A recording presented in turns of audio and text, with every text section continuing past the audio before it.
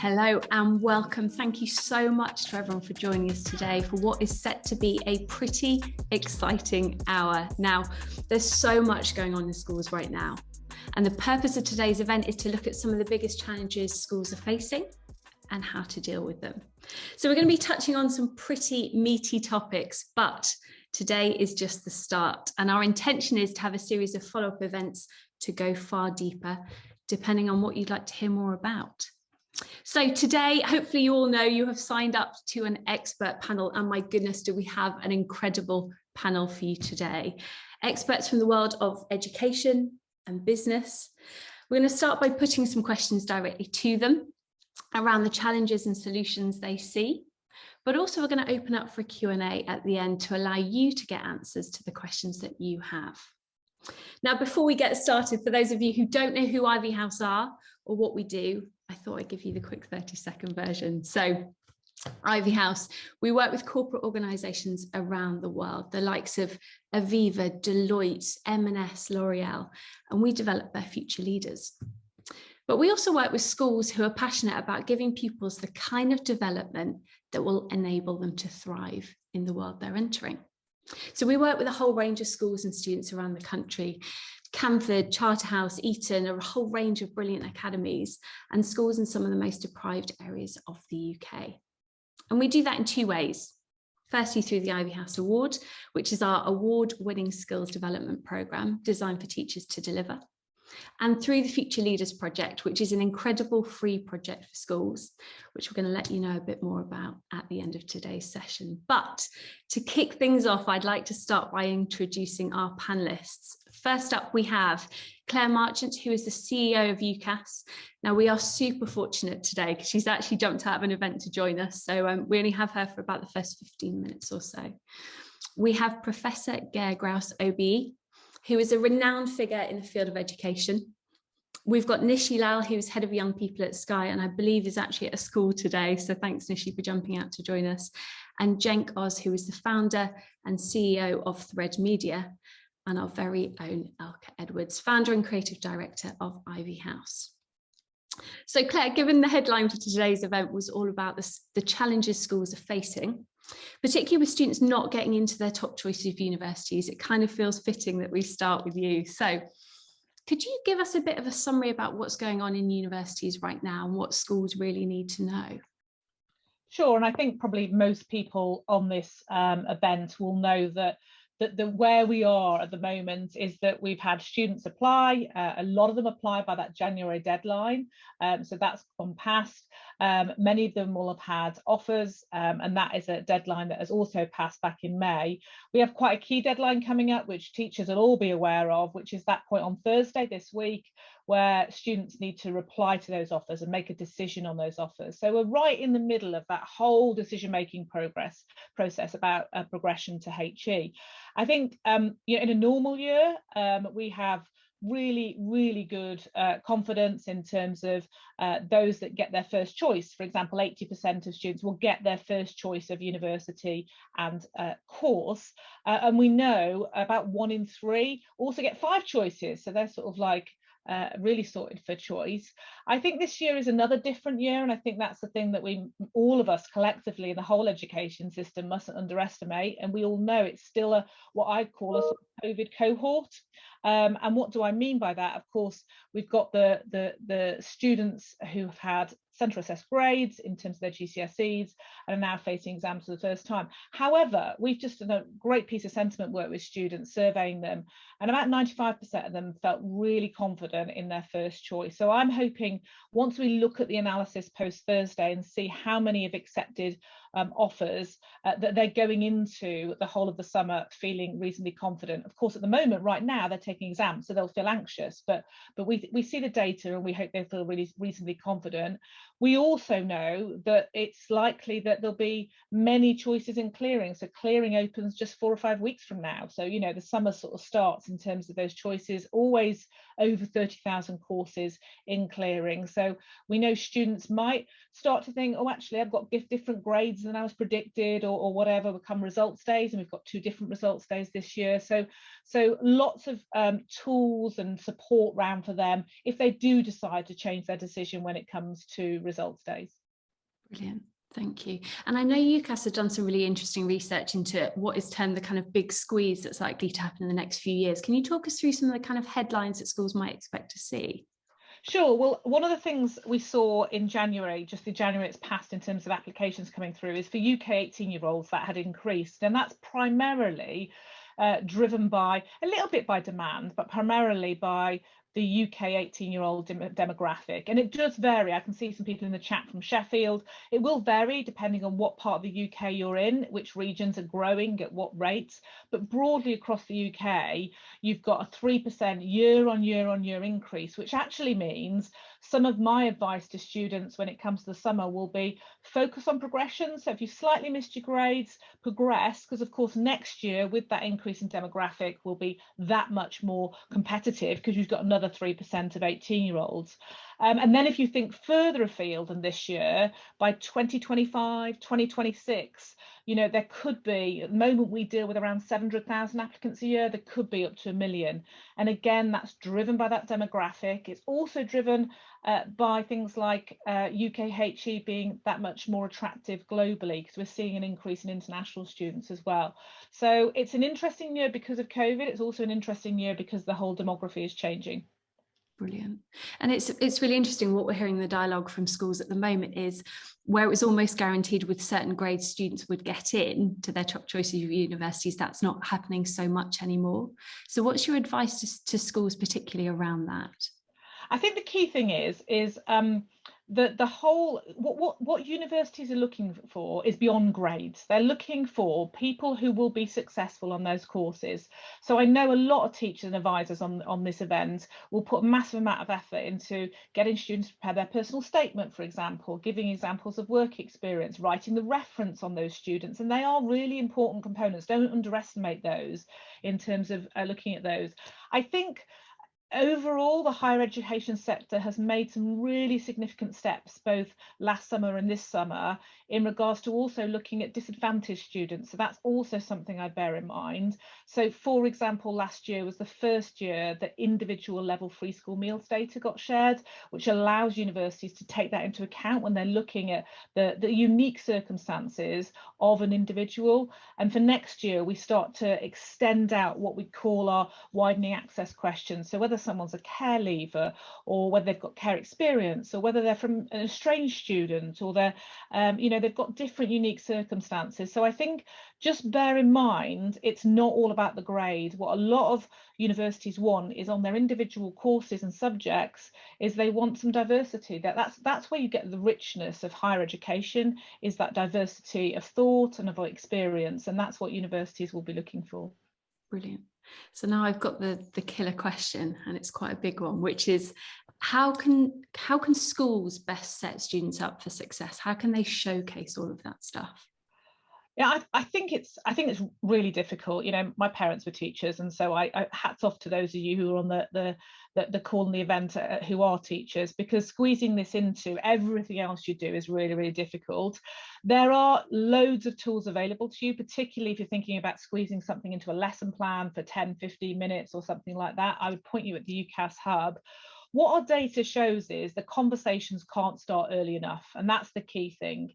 So at the moment, a lot of students are coming, I mean, some of them come as late as clearing this summer and decide to progress, but actually a lot of them are waiting. I go on the phones over December and January, and they wait right to the last minute before they put their application in there. And actually the conversations around university, we know, particularly for the advantaged students, happen as early as year 6, which is 10, 11 years old. And certainly when they're making choices about GCSEs and equivalent come 12, 13 years old, they're ruling in and out things that might close off doors to them in the future. And the obvious one is medicine and the sort of sciences you take at GCSEs. So I think there's just something about starting the conversations early and being aware of the tools that you have, the free tools there that can help you, which are becoming more engaging the whole time. I mean, my son's 14, and quite honest, a PowerPoint about a role is not going to engage him.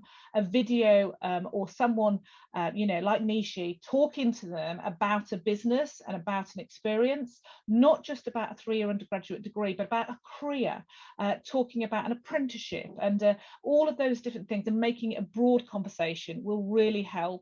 The career quiz, which is on UCAS, 1 million students have accessed that over the last, since it was launched in October. They want to think about what they could be perhaps in their mid-20s and engage them in that way. Amazing, thank you. Now, I'm conscious that you've got to dive off, and we have had a couple of questions through. Generally, I'm going to leave questions to the end, but I've had one through from Lucy, who said, are you saying therefore that students that might be perceived as privileged are going to lose out now? No, I don't think that's the case. I think there has always been a, you know, every university has to put in an access and participation plan to the regulator. So there's always been an emphasis on diversity. And so that is not new. The one thing I would say is that you have students who are sitting on very good GCSEs from 2 years ago. If we look at an English context, you know, the predicted grades are looking good as well. And you've got to remember a lot of what I call higher tariff. So those that are perhaps taking the top end grades have grown very significantly over the last 2 years, particularly if you're thinking about competitive courses. So your obvious medicine, dentistry, engineering, law, psychology are always competitive.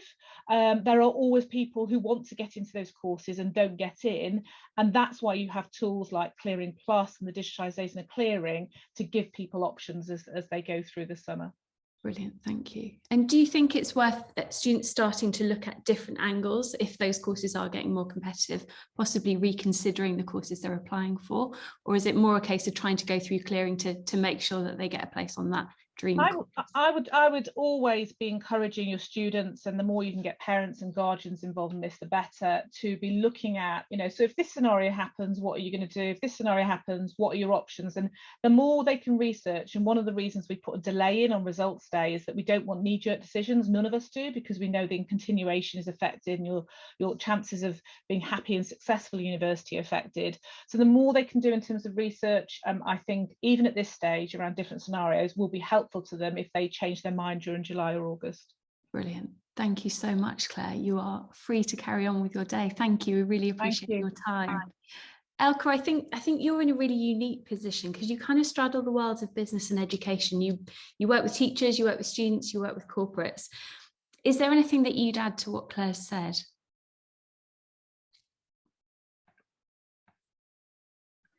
The other role, of course, I play as a mother to 5 kids that have just gone through the A-level system. And I think that's really important here. So I think the thing that worries me is that we're sort of setting up our kids to believe that they're failures if they don't succeed in this academic system. And we seem to have like narrowed, and we all do it, by the way, parents, teachers, employers, we're sort of going, you know, go to school, work really, really hard, get really good grades, get to a top university, not just any university, get to a top university, and then you'll be successful for a few years, and then you need to go and get a really, really good job. And the reality is certain segments of society, you know, actually those opportunities are getting much smaller. You know, my daughter's just done her A-levels last summer, you know, I think 8 out of 9 of her friendship groups, they all got A stars and A's. None of them got their offers, their first offer to their top university. And of course, what happens then is you get this massive sort of stress and depression and all the rest of it around, oh, I'm a failure. Of course, they're not failures in any shape or form. So I think the other thing that we need to consider, we need to think about the individuals and how we equip them, how we really equip them to understand that their success is not based on that. You know, effectively what they're getting promised isn't maybe going to be it. I think the other thing we need to really think about is, you know, using this shift as a catalyst, because businesses basically, they're changing. They're going grade agnostic. They're really interested in people that do apprenticeship degrees. And I suspect that parents and schools And I know schools struggle with this. I talk to teachers all the time that go, yeah, but it's the parents, they're pushing for the next university. But we need to actually change our measure of success in this point of view. So I think we need to think about it on a cultural level. How do we shift the thinking about success and then support the individuals to deal with what they will perceive to be a failure? And so what do you see and hear from employers that schools really need to know? So from an employer perspective, as I say, many of them have gone grade and uni agnostic. So, you know, getting them into this Russell Group uni or whatever it is to do the top degree, they're not looking at that when they're looking at applications. The other thing that's fascinating, and we hear this all the time from employers, I mean, we focus in Ivy House on emerging talent, we work with school leavers, we work with graduates, is their lack of readiness for the workplace. So 69% of employers say that students are totally unprepared for the workplace. So what are they talking about? They're talking about the lack of communication capability that isn't using their fingers. They're talking about their lack of collaboration and working in teams, self-reliance, because of course so many students have been tutored within an inch of their life to get the grades. They're also talking about the disconnection with the way work works, if that makes sense. So a work life, and understanding that, yes, it might be a tough day, and yes, you have to get up again and do it tomorrow. And no, you're not going to get fed the answers. You actually have to figure them out. The other thing that's really interesting is whilst employers are complaining about the lack of work readiness, students are also complaining that they don't feel ready either. So what comes out of that is resilience. Resilience, I'm flying off tomorrow, apart from the Italian airstrikes, but I'm flying off tomorrow to talk to, you know, a global consulting firm. Their number one question is resilience for the people they've taken on. Because basically what they're perceiving is the stress and anxiety of students coming into the workplace has gone through the roof. It's 88%, I think, of students that actually actually suffer from anxiety and stress. So we're not really giving them the skills to thrive in the environment that they're going to end up in. And that means that the dropout rate is phenomenal. I mean, really, really high when they get these jobs that they're all looking to get. Thanks, Ilka. I guess that leads us really nicely on to you, Nishi, because you give a really nice corporate perspective. And I'm conscious that people are entering the workplace now through a whole range of different routes. We've got grad school leavers, apprentices. What do you see when those people get to the workplace? I think Ilka's, touched upon it. It is that work readiness. And I think, support isn't enough, as in the only thing that's needed. And I think there's the other two elements are feeling safe and understanding self. And I always believe, you can surround and give support, but if that young person doesn't feel safe to make mistakes or feel safe to kind of explore, then they aren't going to be able to have the skills to go into new environments and be able to, excel. And then the other thing is that understanding yourself. And I think there's a lot of conditioning that's done through the academic career. So when they come to the workplace, they're almost kind of come as this kind of finished article from an academic point of view, but not as an employee. And I think there is this piece of work that needs to be done around sort of giving young people the opportunity to understand who they are, what they stand for, and what they believe in. And I think then that helps them pick the right employer for themselves, because we know that young people now are more selective in terms of who they want to work for. So that piece of work collectively around support, safety, and self needs to be done, and it needs to be done before they get to work, but also through that engagement with an employer. So having programs where employers are engaging with students at different stages of their sort of schooling or through university is really quite key.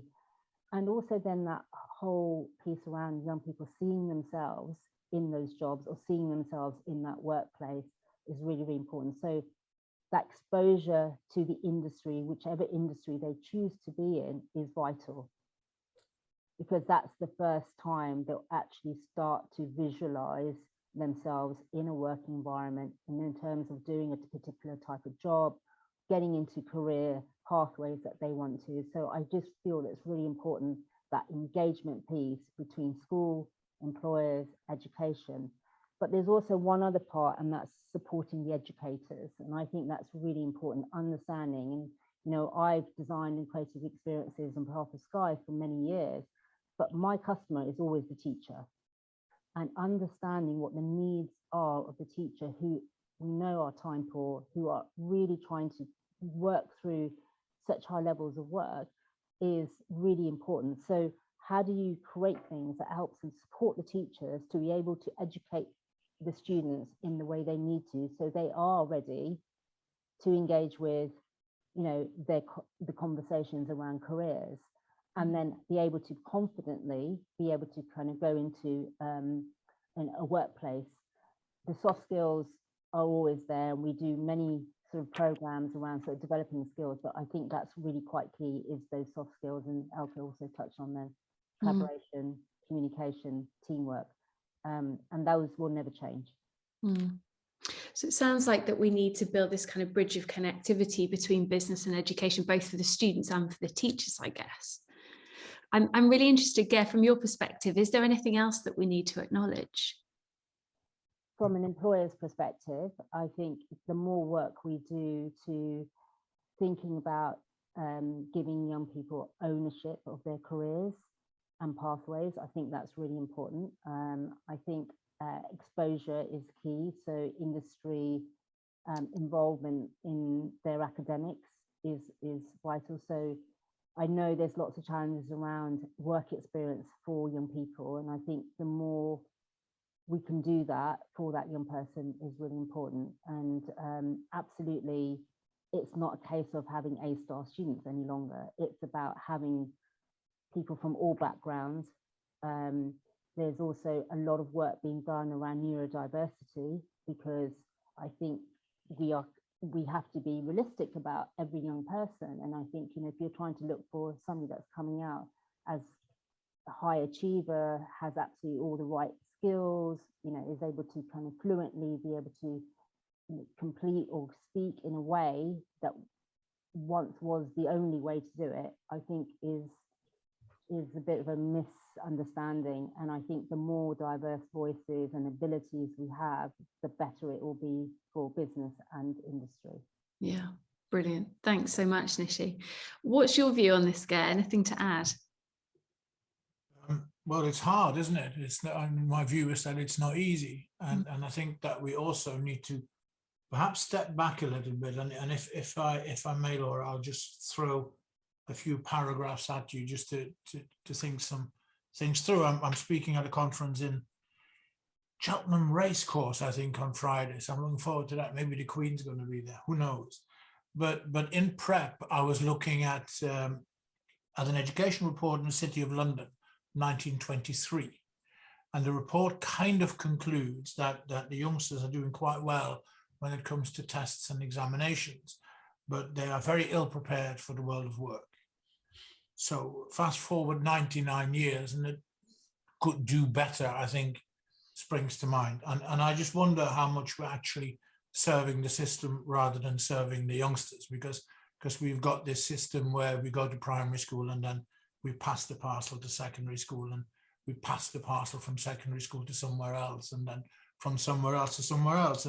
And we focus on numbers, don't we? We focus on the grades and how well they've attended and whether they're well behaved. And apart from that, we don't know them that well. And Elke's example of her daughter's friends all getting top grades, well, how are they different then? How do we know that they're different? And how hard are we really trying to get to know our youngsters better? So I think we live by the definition of insanity. We keep doing the same thing and we're expecting different outcomes when the world's moving on. 80% of the youngsters I talk to globally on my travels, when I ask them, why do you go to school? They tell me, because I have to. I don't think that's very good, is it really? I think that's quite a sad answer, because actually you take purpose away, and I think you lose quite a bit along the journey. I think we need to get to know our youngsters better from very early on. Laura, you and I have had this conversation before when I was working at Manchester Airport at the time as education director in the Wythenshawe area, also known as Marcus Rashford land now, I think. And And talking to primary age youngsters about what jobs they could do at the airport, the answers I got were the things that they could see, which is about 45% of the jobs, by the way. So instantly, in aspirational terms, that's 55% gone out the window. And then when I pointed out to them that you can fly planes and you can see planes, the answer I got from 5 and 6 year olds was that people from here don't fly planes. So I think when we are talking about the issue of social mobility and whether we're concerned about who gets into university and whether it's the kids from disadvantaged areas or not, I think we need to put ourselves in their shoes. We need to be more empathetic. We need to understand. And for example, the school that Nishi is at the moment, if you actually took the progress a child makes as a measure from from 5 to 18, many children from disadvantaged areas make significantly greater progress than children from advantaged areas who actually get where they should be anyway. Now, I'm not taking anything away from any of the youngsters. I just don't think we're very good at measuring. I don't think we're very good at knowing our youngsters. And I don't think we try very hard either, because we serve the system. Teachers aren't given a chance to get to know their youngsters better. They're being dictated by all sorts, Ofsted and all the other nonsense, instead of allowing them to be creative, to get to know their youngsters better and help them. And I think there is then finally something that struck me as I was listening, and it's about straight lines. I had for a while a column in the Week Junior, and what we did is we asked interesting people, or I thought they were interesting people, the same questions, and then we kind of, why do you do what you do? And the column was called Becoming Me.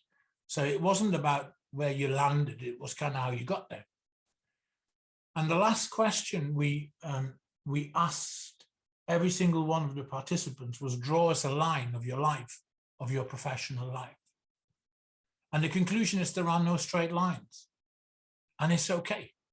And we've got to stop telling them that the lines are straight. So I have an issue, I think, sometimes with what we call careers education. And I think where we need to land is we need to see the teachers as that. Teachers, brilliant people who work with those children and young people. But there are many more educators. And I'll go and end on Elke's note, which is, and I think Nishi mentioned it as well, the role of business. Every year we celebrate the GCSE results, quite right to, because they've worked really hard. My daughter's doing, the youngest one is doing them at the moment. Every year we celebrate the A-level results. And probably about 2 weeks after those, we will then see something in the Sunday papers that says CBI or whoever says it, but they're not up to entering the world of work. Well, my message to the world of business is this: put up or shut up. Come off the fence and help us create the people that we all need and what the people need themselves, or just go away and stop complaining. Because since 1923, we haven't got that right. It's not just the school's fault, because that's the easy bit we always do. Every child, right, is everyone's responsibility in where they end up in life. It's time that people carried out their responsibilities. And then one final thing: we don't just go to school or to university or to college to serve the economy, the arts and music and languages and visiting places. And life in general is pretty cool. We mustn't forget that learning is not just to serve, making money culture. Learning is there to serve ourselves and a much wider concept of appreciation and culture and being decent, good human beings. That's me done. Thanks, Ger. I couldn't agree more. I think what's really interesting is for us also to look at, I guess, a younger person's perspective, because it's really easy to sit here and look at the headlines and us talk about the stats. Cenk, I'd love your input on what's going on for young people right now. What's the current environment? What do you think schools and students are going to struggle with, and why, I guess? Look, I think it's fair to say that this tough environment for both university acceptances and for youth employment is definitely a function of the overall changing landscape, and it's been made a lot worse by COVID, although the wheels were in motion long before this. We know that entire industries are on track for replacement by AI and automation by 2030. Over 800 million jobs globally are going to be lost to both AI and automation, and that is not a fact that's lost on Generation Z. To add to that, the gig workforce is growing at 3 times faster the rate than the traditional workforce.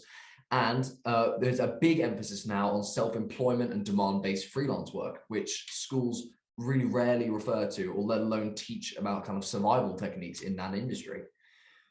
Statistics would suggest that about half of the developed workforce will be gig by 2027, which is really not too far away right now, putting expectations of job security, benefits, and paid vacation at a huge risk.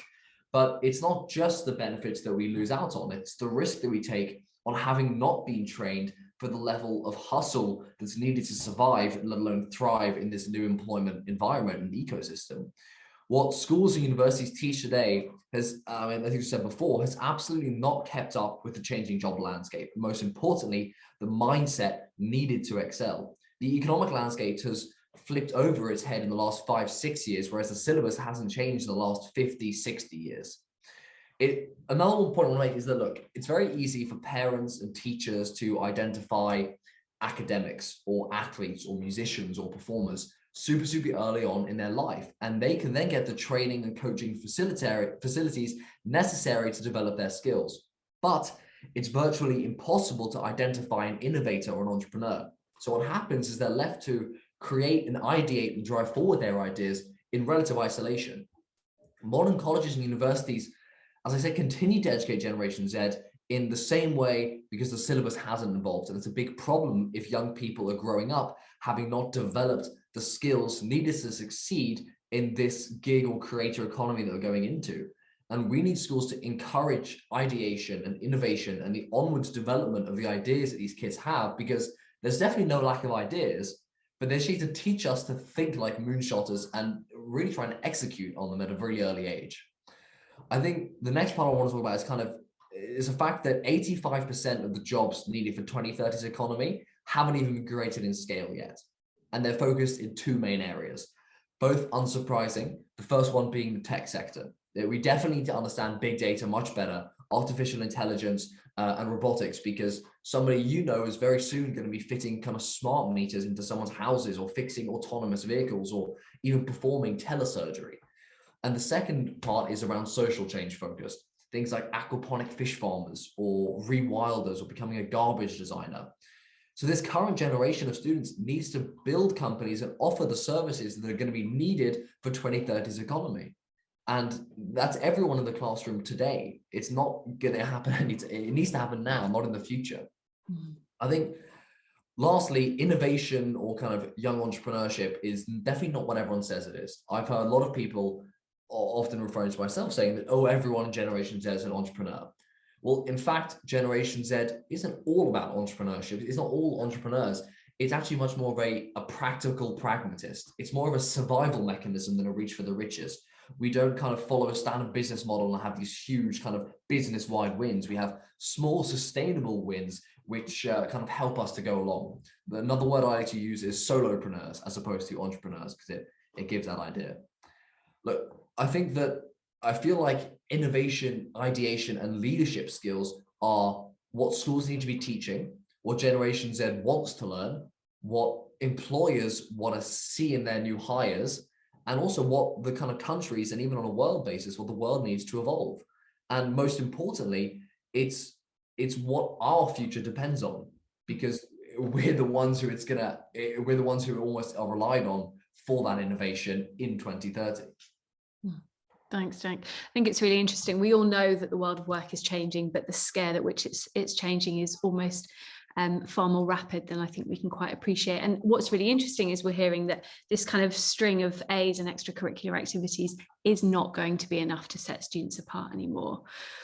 Elke, we've touched on a lot. We've talked about the big squeeze on university places, the well-being crisis, the skills crisis. it's a lot. And I think it's really easy to see these as lots of separate issues and disparate parts, but I'm interested to know whether you think they're far more connected. Is there anything that underpins all of these kind of bigger topics? I think the two big things that really underpin it, well, actually the one big thing is probably just going to be social change. It's a topic which, and it kind of works very well for Thread, because Thread's all about social change, but no one disagrees on social change. It's just a matter of whether you're a 1 or you're a 10, and everyone's facing in the same direction. So to answer your question, I think social change is the one thing that really underpins the way that we're going. As I said, the kind of social change is the kind of the second biggest sector in which all the jobs that we're going to be creating are going into. So yeah, I think social change is not only a fact which is super important to Generation Z, but a fact which is probably going to be the most influential in the way that we work, the way that we want to work, how often we work, where we work from, is all going to be affected by that. 18% of Generation Z said that activism and or social change was their #1 priority, which doesn't seem particularly impressive when you realize that the other options were things like family, career and love and relationships. You realize that actually social change has a more profound impact than people realize. Amazing. Thanks, Cenk. From a solutions perspective, Elke, what's the solution? How do we deal with this and actually start setting students up for success? Okay, so firstly, amazing input from everyone, and there's so much we could talk about here. I think the key thing, the starting point, is we need to relook at our measure of success. So Ger's point around, it's not all about, providing for the next work for the next job and all the rest of it. But actually, I think ultimately education has to be about enabling people to thrive. So whether or not that be they're finding a love for art, or actually understanding that they are a social entrepreneur and that they want to go and do that. So let's imagine for one incredible moment that we could start with a clean sheet of paper and go, what's the purpose of education? It's 12 to 14 years kids spend in education. It's the biggest chunk. And, Cenk's point, the average Gen Z will have 17 different jobs, and they will have probably up to 5 distinct careers. So the biggest chunk of their life is in education. So what do we want to use it for? And I vote that we use it for enabling people to thrive, which means we need to change our measure of success away from academic attainment. That might be part of it. But actually, I believe if we can develop kids to understand who they are, what gifts they have to bring to the world, and give them then the skills and competencies to bring that both on a professional level and a personal level. So Simon Sinek recently, he just asked the question, what's more important, trigonometry or how to have difficult conversations? All of you parents out there, what would you vote for, trigonometry or how to have difficult conversations? At Ivy House, we ask many of the same questions. We just don't get as much publicity as Simon Sinek. But, do we want them to learn about geography or how to use my mind in a way that supports me so that I can use my thinking to support me to thrive, as opposed to put me in a hole effectively? Or do I want to learn chemistry or how to access my confidence and, to live in that way? But I think it's really important that we're not trying to say it's either or. So, I strongly believe that it's time with our clean sheet of paper to put human development at the heart of education. Interestingly, if we go back to the Greeks and the Romans, the source of the word, I think I've failed Latin, but if it's educare or whatever it is, I think the Latin word for education, it means to draw forth from within. So if we could start an education system where we are enabling people to understand what it is they have to bring, and then equipping them with the skills, some of which are academic and some of which are life skills, to go out and then create the kind of world that will work for them, and that will then work for society. So I think, it's time to actually have the courage to look at the fact that what we have right now isn't working in the main for the individual. And we can jump from stats in students around anxiety, stress and depression, self-harm and all the rest of it, and go straight to work. I think the latest stats are 90 million days a year lost to stress. We're losing $7,000 billion in lost productivity due to depression in the workplace. So the system isn't working. And I know you probably want me to shut up for a moment, but I'm going to say 2 more things.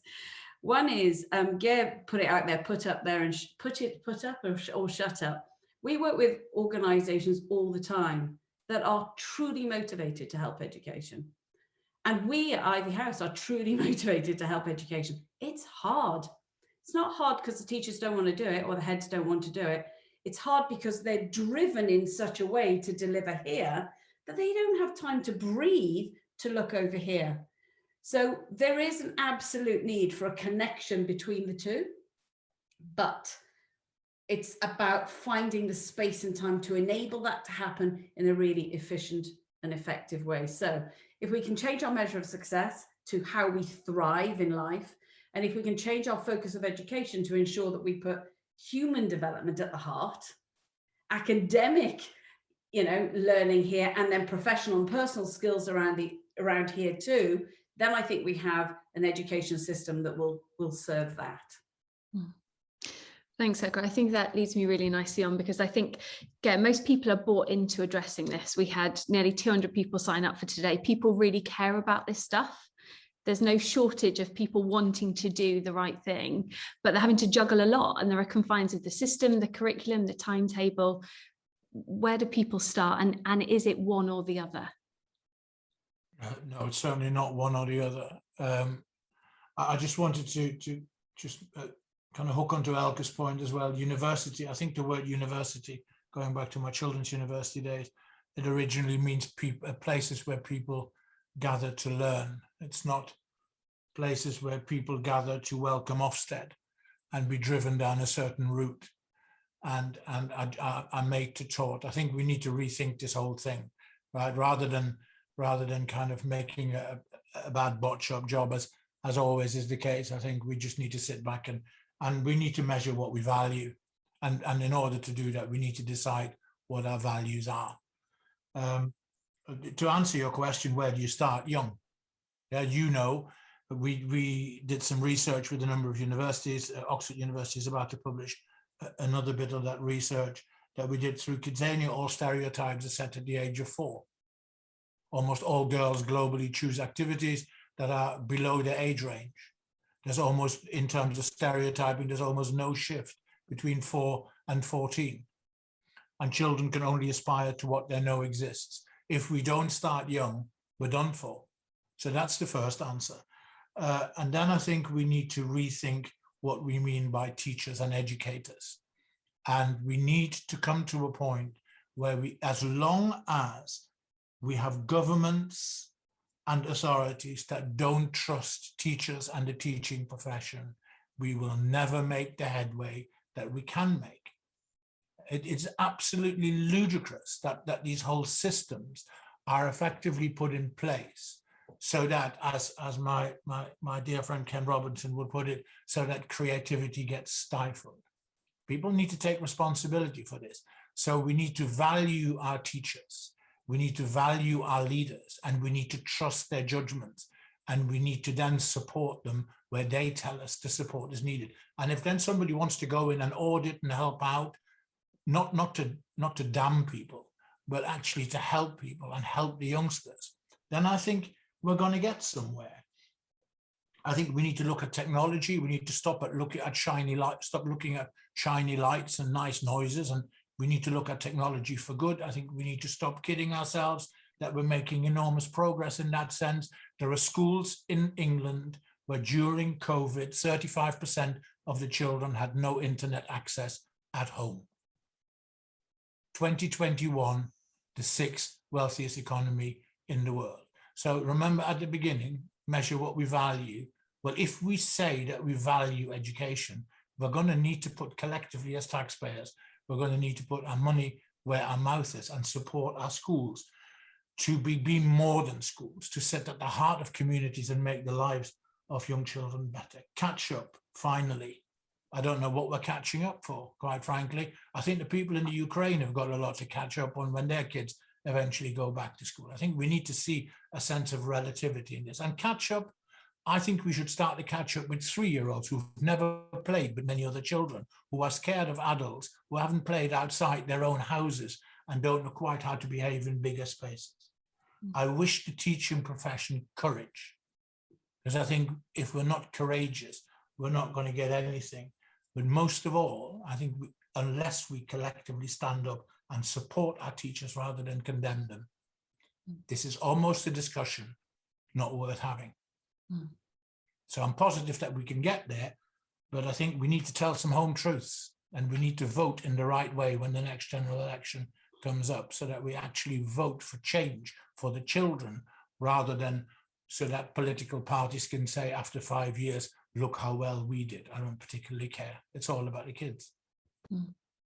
Thanks, Ker. Nishi, I'm really interested in terms of preparing students for life beyond the classroom, which is kind of a topic that we've talked about a lot today.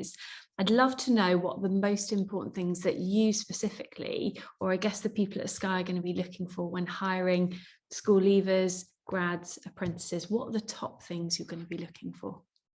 Interestingly, it's probably what a child is naturally born with, passion and curiosity. If you think about it, every child is curious. That's how they develop. And I think that's a lifelong thing.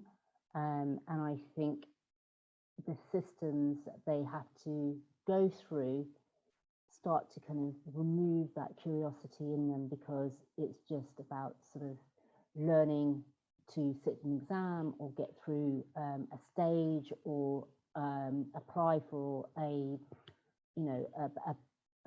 place at university. So for me, it's always been about the passion they show, and it doesn't necessarily mean passion to have a job in a particular field, but just literally how they present themselves. So back to those things about sort of, the soft skills. When they come to an employer, what is it? Does their passion show? How are they expressing that passion? And then are they curious? Do they ask certain questions? And those are the things that I think are vital. And that is actually the things that makes you to continue to learn. So it's almost like the passion, curiosity comes first, the learning will just follow behind. So no matter where they are, whether they're in the education or whether they are in employment, if you continue to allow people to be passionate about what they're doing and be curious, then they'll continue to learn, because that hunger will stay in them. And I think often enough, that's what gets starved. And when you start to do that, then they disengage. How interesting. Then they won't be able to think about what their next steps are. Then they'll be continuously stuck in a rut or having decisions made for them. And I think for me, if we can have our parents and our teachers being able to encourage that curiosity in them, rather than, and we all know that the child that's disruptive in the classroom, it's because either they're not engaged with, or are probably actually high achievers themselves, but actually it's because they're not getting enough to fulfill that passion and curiosity in them. And finding different ways to tap into that.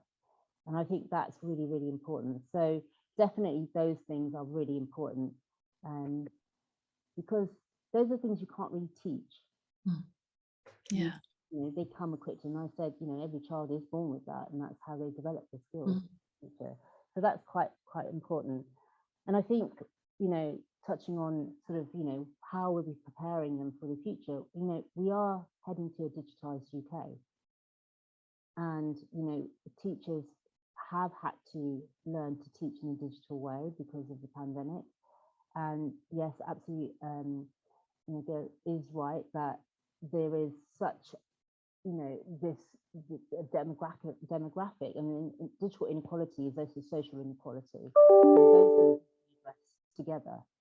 The percentage of young people that didn't have access to devices to learn, there is a regression and there is a catch up that needs to be done, but there's also a preparation that needs to be done for the future, and that is a very digitized UK. And we've also talked about the jobs that the younger generation, potentially in primary school, are not, those jobs don't even exist yet. And I think, Cenk touched on those as well. So really, if we continue to keep them passionate and curious about the future, then we are fundamentally preparing them for what's next. And I think that's the most important thing. Thank you so much, Nishi. I'm gonna have to time you to this one, Cenk, because we've only got a couple of minutes left, but you've got an audience of teachers and heads here. What are your asks of them? What should they be encouraging students to do? I think there's quite a few kind of good specific things which I really want to talk about here. I think the 5 main things are: you need to teach your students that innovative leadership is not the future. It's often given as a perspective as something you need to start doing, but actually it's a matter of doing it now. It's the new everyday. People need to go out, students need to go out and innovate in order to thrive and survive in the gig economy. The second thing is that you need to teach your students to not only take and be able to have constructive feedback, but ask for, borderline kind of need constructive feedback, because that's the only pathway to success. Is how we're going to build and how we're going to succeed. Third thing I say is you need to teach, and it's something I really believe quite a lot in it, is that you need to teach your students to never fear failure, but be terrified of regret. You need to teach them that personal branding is a lot more important than, will be a lot more important ever more in the gig economy. And it'll be a lot more important than kind of traditional kind of company branding, because you become your own company. And the final thing I say is to teach them you don't need to get it right the first time, but you need to keep trying, because only the people who are willing to keep trying are the ones that succeed. I think the last 3 guide points that I would give are, you need to encourage your students to get started, because there's never been a better time to innovate. 3 things in particular have made getting started in an entrepreneurial sense incredibly easy and cheap for Generation Z. The first thing is the advent of cloud computing. Free website building apps like Wix and Squarespace, as well as the growth of these distributed networks like social media, have massively helped. In fact, the cost of failure is now 1/10 of what it was just 10 years ago, which also means you can start and fail 10 different companies for the same price as one company a decade ago. Teach your students to get started, learn from failures, change course, and start again. And one example I always like to give is that the Gymshark founder, Brent Francis, made 4 apps and 6 different websites while in school, all around fitness. But the 7th website was Gymshark, which is now valued well over £1.5 billion. The second thing I'd say is to understand this syllabus cannot cover everything, but the new economy can be learned for free, provided you have connectivity. And the democratization of education lives literally on the laptop that you're probably on this Zoom on, but it needs constant encouragement from teachers. Upskilling and repotting has never been easier, cheaper, or more convenient. Your digital learning websites such as, even YouTube, Skillshare, Masterclass, Coursera, LinkedIn Learning, Udemy, all provide users with tutorials on entrepreneurship, advanced software and app design, interview skills, pitch decks, and a whole lot more to get started. Well, look, the good news is that this movement towards a democratized education will broaden and accelerate in the coming years, and opens up an even greater variety of opportunities for young people. But as teachers, you need to tell your students where to look. The final guiding point I want to give is, you need to teach your students to build out their community early on and swap skills and knowledge with other young people. It's really important that you ask yourselves, or you ask your students, in fact, kind of where do these non-transactional conversations take place? And just to clarify, non-transactional means that your goal isn't defined as getting a job or money or an invite from something. You're not trying to kind of transact on something. You don't need anything. It's just kind of to build up a 2-way professional relationship. And yes, to some extent, this happens on messaging apps, on traditional social medias, but it's never that in-depth or kind of engaging or vulnerable even. I think where they really happen is on places like LinkedIn. There are loads of entrepreneurial young people on the platform right now. In fact, Generation Z is the fastest growing cohort on LinkedIn globally as of last year. There are also loads of digital campfire private servers on Discord, Geneva, Clubhouse, Reddit, Slack. They're all dedicated to Generation Z entrepreneurship. You have to realize that even the private sector is coordinating to supply this critical non-syllabus focused content, which can be seen in the rise of Generation Z targeted grants, pitching competitions, upskilling webinars, and entrepreneurship conferences, including even this training for the green jobs that I was speaking about earlier. And as a result, for these changes, Generation Z is adding to their formal education by attending virtual classes, earning online certifications, and connecting globally with others to share knowledge, swap expertise, and pool skills to support one another. So it's happening already, but as teachers, you need to encourage it, and you need to kind of aid it to happen, because we've assessed that the curriculum and the syllabus is not 100% of what we need. So if you can encourage the other 80%, then we're really going to see success. I think the bottom line is you need to really, as teachers, you need to understand the seismic shifts happening in the digital education environment away from school, because it's not marginal and it can make a huge difference in our future, and it will make a huge difference in our future. Look, therefore, if it can't be offered at school, then students need your everyday guidance on how to find these opportunities in the new kind of digital learning paradigm to fill in what we've already discussed and realize that school is missing out on and school can't provide. Thanks so much, Cenk. Absolutely amazing answers. I'm really conscious of time, and our hope was to be wrapped up by past. So, Rach, is there a kind of headline question, a killer question that's come through on the chat? Yeah, we've had quite a few comments just around last minute university rejections, and that definitely the angst and uncertainty that creates for students. And I think some of that may have been best answered by Claire, but given she's not here, and Cenk, I know you've already spoken so passionately about how we support students in dealing with failure and some really positive comments around that. What would be your advice to teachers here as a student on how we best support students who may face those last minute university rejections over the next few months? I think it's really difficult, and I think that this question brings up quite a slightly deeper and bigger inherent issue in the system, because we kind of spend, I'm in lower six, so I spent the last 4 years, and I'm about to do another set of mocks, and then I'm going to do another set of mocks, and then I get to my A-levels, and the last 5 years of everything has really been leading up to one set of exams. So I feel like the biggest issue inherently is the fact that the reason we're creating so much anxiety, and we're seeing the kind of the mental health issues of Generation Z and kind of the generation taking their exams now spike during this time, is because of the way the education system has been set up to really set a huge kind of emphasis on this. And it's completely different in America. They have kind of that, I'm not too familiar with the American system, but I believe they have like a GPA where it kind of tracks their average, and it means that they're not kind of stressed out about one single day and you have a bad day and there goes your A-level. So I think the first thing I say is, in the long term, that needs to really change. I feel like the effects that we're seeing on my peers and the students, and maybe even children of the teachers here, you can see that has a really, really deep effect, and that needs to be fixed. And yeah, I think that leads, oh, sorry, Elke, did you want to? Right, I've just got to add, we can teach kids how to handle stress, and we're not doing it. Yeah. So that drives me, I talked about Lara's friends that didn't get into their top unis. Interestingly, Lara got 3 A stars. She had all the things on her personal statement. Trust me, it was a very good personal statement, because I did have a look at it. She played in English squads and all the rest of it. She didn't get in to Bath to do marketing. It's not like getting into Durham to do English, okay? She got rejected. She was in, I don't know where she was, Paraguay or somewhere, when she called me and told me I haven't got in. And I said, oh, right, how do you feel? And she said, well, I thought about it, Mum. And I could go into a thought spiral for 3 days and or 3 weeks or 3 months and make everyone's life hell. But I've actually decided not to bother. I'm going to have a really good day and we'll sort it out when I get home. And the difference is Lara understands how to use thought. She understands that she can create stress and anxiety if she wants to, and she can choose not to if she doesn't want to. So yes, we need to change. I couldn't agree with Cenk more. We need to change that. We've made it all about this one thing. Absolutely, we need to change that. But why don't we teach them that they're also creating the stress and anxiety, as we do as adults as well, through our thinking? And that's a skill that needs to be put at the heart of education, because it's not a linear process and it's not a fair process. And our kids are going to handle these challenges wherever they go.